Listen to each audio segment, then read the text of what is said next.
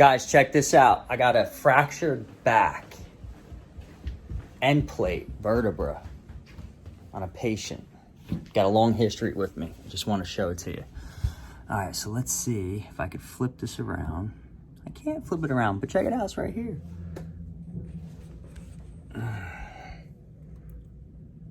You can't see that. Right there.